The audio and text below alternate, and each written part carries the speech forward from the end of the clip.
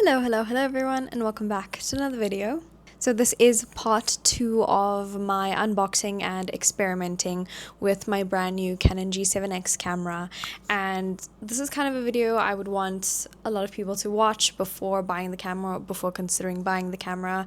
This review is kind of going to have some things that I found were missing in current reviews that are circulating around on YouTube or on the internet, but it's also from my personal experience from having my camera now for about a week.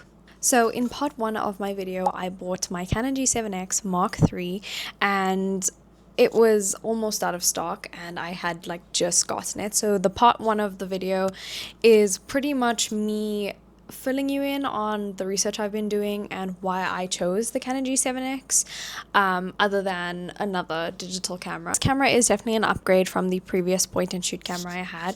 I had a Canon SX740HS, which I bought just over a year ago, and I'm in the process of selling it, and I just kind of wanted to do a little bit of a comparison in this video just to show you what your options are when it comes to buying pocketable digital cameras. So I think we should get straight into kind of the details in the video. I don't want to ramble on too much, but essentially upon watching reviews and videos about the Canon G7X, I'll just give you some of the cons that were working against me for buying this camera, and that is number 1, the autofocus.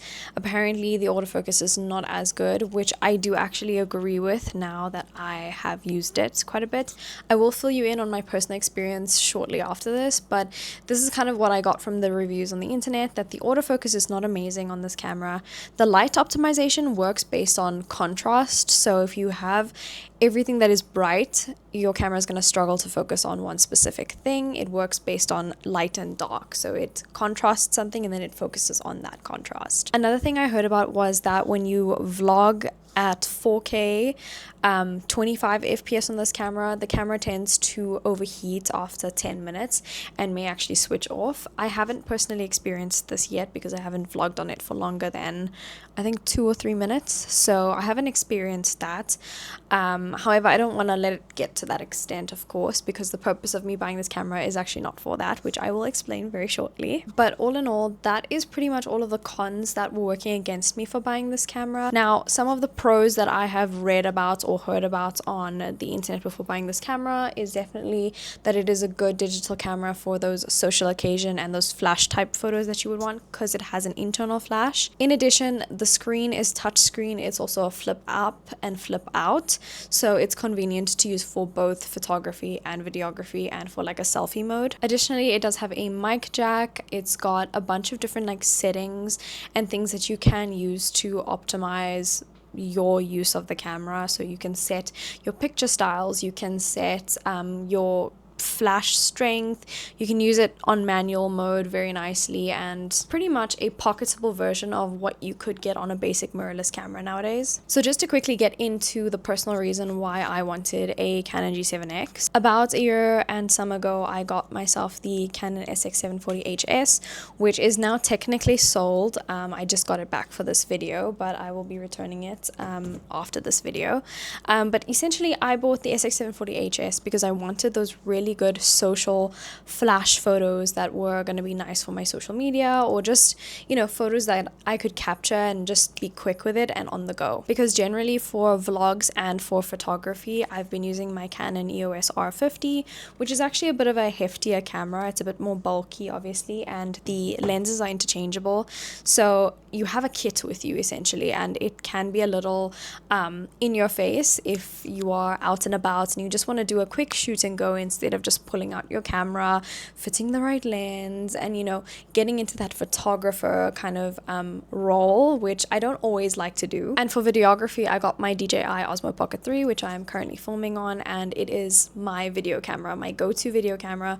The photos are decent, it is beautiful, and just like the Canon EOS R50, the photos are amazing, the video is amazing as well. So I could use both of those cameras for both photo and video, but they come with kits. So I have to have a mic with me, I have to have a whole tripod, I have to make sure that my DJI is, set up nicely, and with my EOS R50, I would have to carry around the kits and the lenses and all of the gear that I didn't really want to carry, and I just wanted a nice pocketable camera for shoot and go, specifically for photos though. Specifically for photos, not only flash photos, but just photography in general, and then with a side of video. So like if I have to vlog just for a few minutes, the camera can at least handle that. And I found that with the SX740HS, the photos were amazing. I love the photos. I do not dispute the quality of the photos, and the zoom on this thing is crazy. It is like 40 times optical zoom, and I've gotten the most amazing photos of the moon. I've gotten such good color grading on this camera, and honestly it is beautiful for those flash photos, for photography in general, but it does not work very well in low light settings. The noise can be a bit much sometimes, and it's got this blur on it that kind of just feels like you can't get rid of it. It doesn't have that crispiness that the mirrorless cameras have nowadays, and that's what I was looking for. So when I used to film with this camera in low light settings or in places where I needed more light, I noticed that there was a lot of noise, and it can have something to do with the fact that the aperture is not very low on this camera. It's a bit higher than I thought it would be, and I think that's a bit of a given considering the zoom range on this camera. You're definitely going to sacrifice a bit of that aperture and the focal length for zoom. So I mean, I think it was kind of a given, but at the same time, I wanted to have a camera that has better vlog quality, and so I was leaning towards then the Sony, and thereafter the Canon G7X was an option. It was the price point for me that required a little bit of convincing, but after seeing how much the Sonys are getting imported for, they cost like an arm and a leg. So I was like, no, I will be getting a G7X. So essentially, to kind of sum it up one more time, I wanted a point and shoot camera specifically for photography, whether it's in social occasions or whether it's for actual photography, that can also have really good vlog and video quality when I needed it to. And that is why this camera fitted into that category for me. I have a vlogging camera and I have a photography camera, but this is a beautiful pocketable camera that's wonderful to use for both of those things. And there are definitely many other options out there. Just for my budgeting and my price range, specifically in South Africa, this camera was doing it for me. So now I wanted to get on to some of the pros and cons that I've experienced with this camera. I've been taking quite a lot of photos. I've been testing out the video quality in different sort of places and spaces just to see, you know, how this camera is. And all in all, I am actually impressed. I stopped liking this camera after the hype started coming in because I just felt like it was not authentic or unique anymore.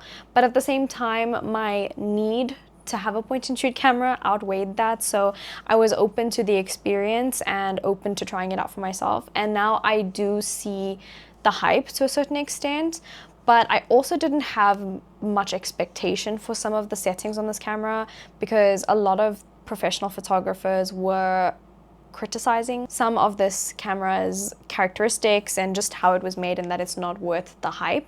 And so I went in with almost no expectations, just to kind of gather my own information and gather what I like and what I dislike about this camera. So I think we can start off with the cons. I definitely agree with some of the stuff that I watched and the stuff that I heard about this camera.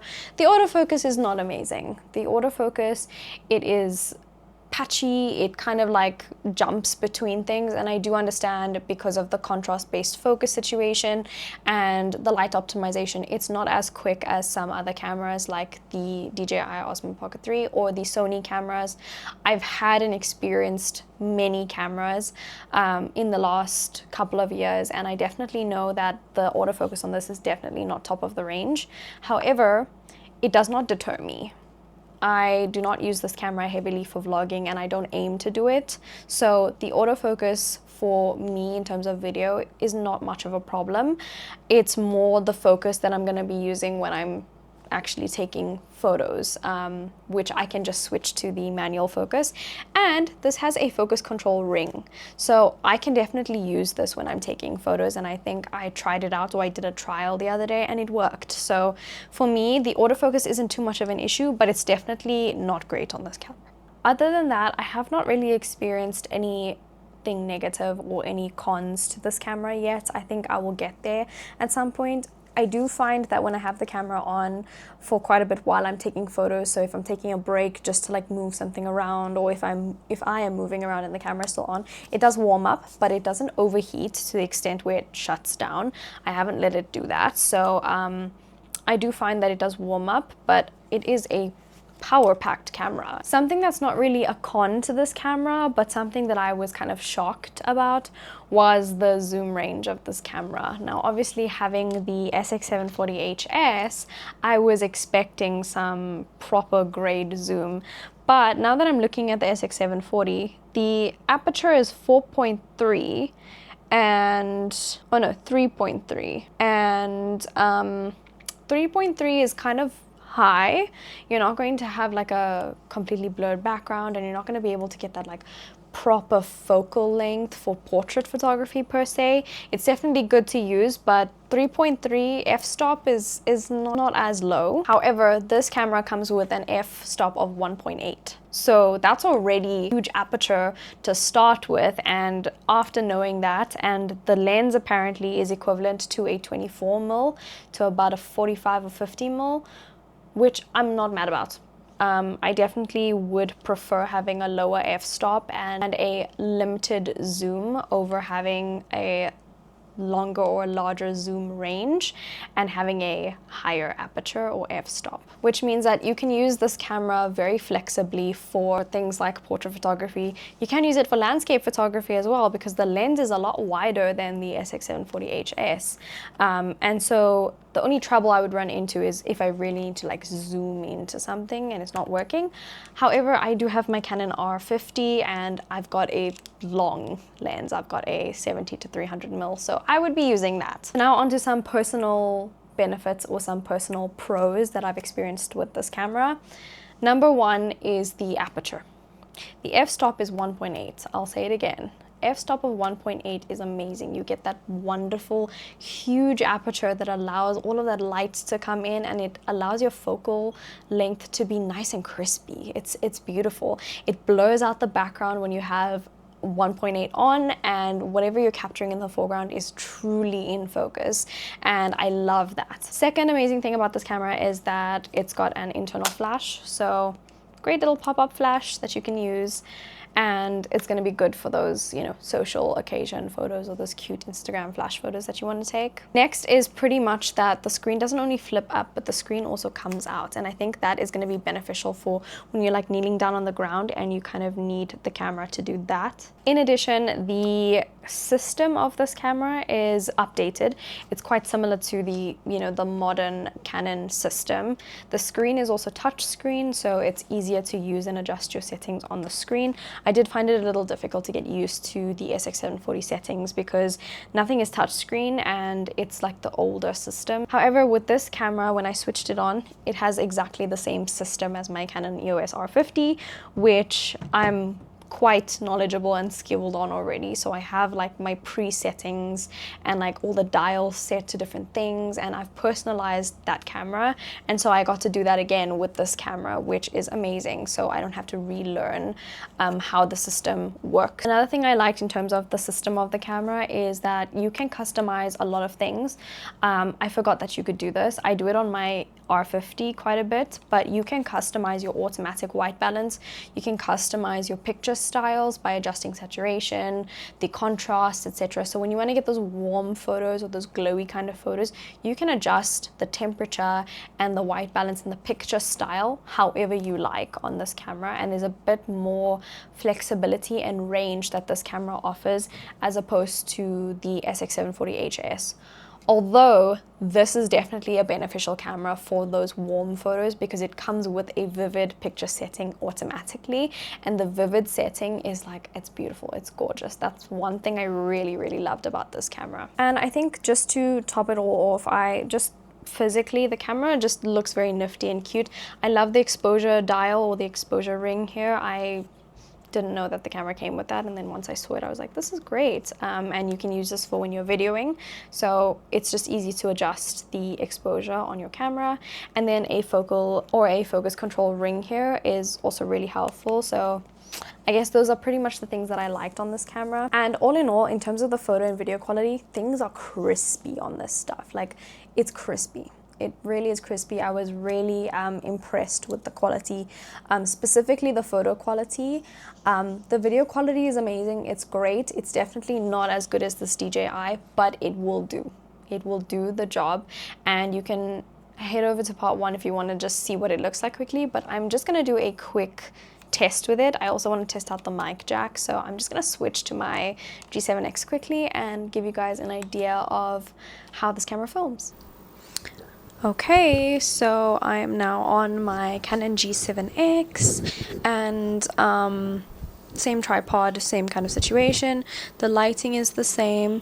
I'm just trying to get the autofocus for you guys, just to show you that it's a little patchy, that it takes a second to do, but I think it's round about here, so I think this is good.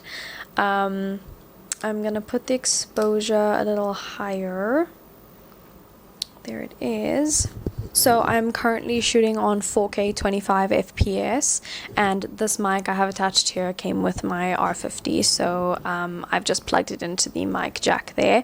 My DJI mic will probably need an adapter to fit into this camera to use a mic for, but I think honestly this works for me, and I think the sound is probably going to come out crispier. The sound without the mic is decent. You can go ahead to part 1 to check that out. I did it without a mic there, so if you want to listen to that or hear that, then it's on that bit there.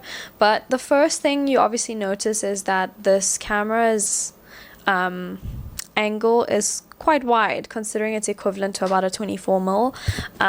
It's wide. It's wider than the SX740HS.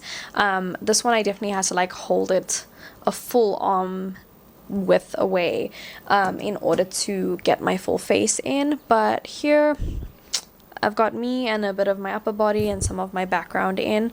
And this is obviously f1.8. You can see everything is blurred in the back. And when the autofocus works, it works. So I think this really looks good. It's optimal for me in case I do need to vlog something, but it's not really the focus of what I wanted this camera for. The photos are a different thing. Okay, so I am back on my DJI Osmo Pocket 3, and again you can see the difference in the video settings and kind of the video output. I think a lot of people focus on what camera you should get next and which is the best and which is, you know, not the best. However, people forget to ask, what is your goals? What do you want to do with the camera? And I think that that's very important to establish before you buy yourself a digital camera. And so just to get an idea of the video difference quality, I'm gonna put all of the other video samples now on the screen, and then you will be able to tell the difference. Obviously I'll do a bit of a voiceover, but you can see that the Canon EOS R50 has a 16mm lens on, which means that it is a sort of wider focus, which is great. It looks really good. I'm glad I bought that lens because now I can use it for both photography and for filming vlogs. And then with the SX740HS, you can see that obviously it starts off very close. I'm the same distance from the camera in every single one of these videos, and you can see with the SX740 I am kind of cut off, or my upper body is not really in the frame. It's mostly just my face, and that is more due to the fact that it's got a larger zoom range and the frame is not as wide as you would think it is. The G7X is obviously decent. You can definitely see that it's crispier, and it's kind of like an in-between the R50 and the SX740. And obviously now that you're seeing it on this DJI Osmo Pocket 3, these are the 4 cameras that I would take videos with. So as a final sort of, I don't know, take to this review, or something that I been wanting to add that I've seen that are kind of missing in a lot of the reviews online and that you will see, is that you need to establish what purpose you're going to have a digital camera for. And I think I do have quite a bit of knowledge on cameras, considering I've been doing photography for about 8 years now, and I've been doing content and video for about 4 years. So I do have an idea, and I've had so many cameras to trial, test out, and research on. And from what I've gathered, it's very important to establish what you're going to use the camera for mostly and go based off of that. So my little cheat sheet, or my little questionnaire for myself that I would ask before deciding to get a digital camera will be, what are you mainly going to use it for, photo or video? And if you're leaning towards the video side, that you're going to be using it for a lot of vlogging, for a lot of videography and video related content, you don't want to choose the G7X as your first option. The G7X is definitely not a good first option for vlogging and intensive filming and videos. My top choices for them would definitely be the Canon PowerShot V1, which I was considering and was opposed to the G7X. I was considering it in the previous video, but again, at the end of my cheat sheets, it didn't line up with what I needed it goal-wise, so I chose not to buy it and I chose to get the G7X instead. But I recommend the Canon PowerShot V1 and the Sony ZV-E10 or any of the Sony ZV line. Those cameras are made specifically for vlogging and videos, so those are some of the cameras that I would recommend if you're doing a lot of intensive video shooting and you want it for more video content than photos. If you are leaning to the other side and you want a digital camera specifically for photos, like 90% of the time you're going to be shooting photos, and that's photos in low light, with the flash, without the flash, social occasions, for architectural or street photography or wildlife photography, any of those kinds of things, and you want a small pocketable camera, the G7X is definitely going to be one of your top choices. And I would recommend the Sony RX100 Mark 7 or any of the Sony RX series. Those were made for good travel cameras, so I recommend them. They come with, internal flashes and viewfinders, so they give you that vibe that you really need for that pocketable photography and photographic camera. Again, I definitely recommend the G7X, and I am recommending the SX740HS. This one is a really good budget-friendly camera, and I'm really surprised that it's held up in the market for as long as it has. It's definitely worth your money, and those are the cameras that I would kind of go for when you are doing most of photography and photos. And of course, you get your vintage digicams, which I will always recommend. Those are really cute. Any of your old digicams lying around, those are always great to use. Now, if you land somewhere between photo and video and you kind of want it for both, I do recommend the G7X. It is a good hybrid camera. However, it would also be beneficial for you to just buy a mirrorless body. The only benefit that a G7X provides outside of a actual mirrorless body camera is that it is less bulky.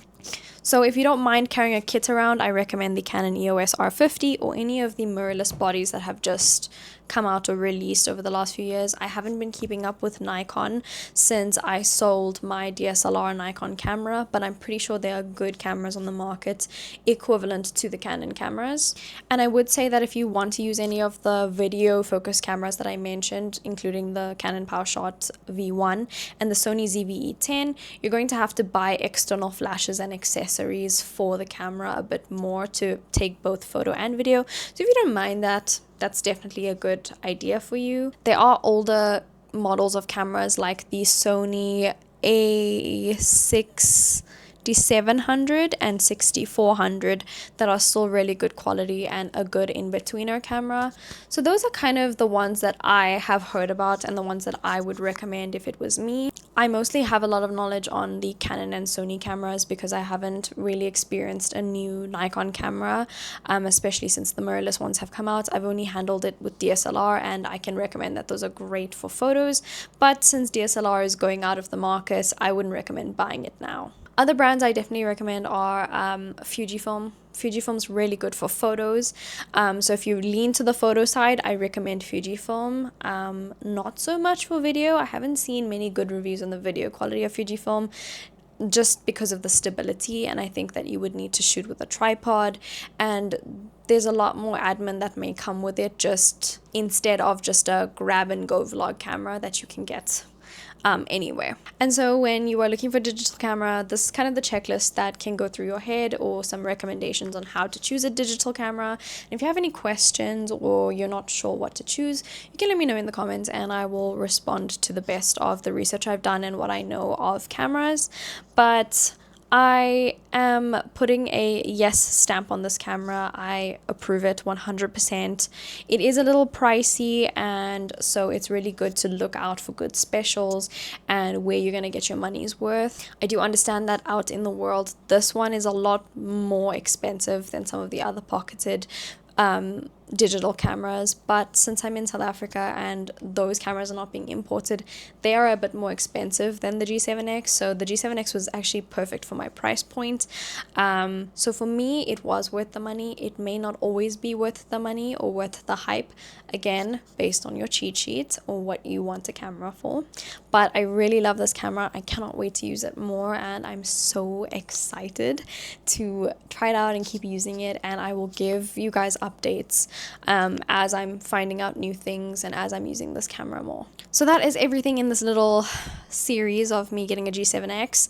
I can't wait to make more content, and I can't wait to do more with it. I hope you guys enjoyed these 2 videos, and yeah, I will see you guys next time.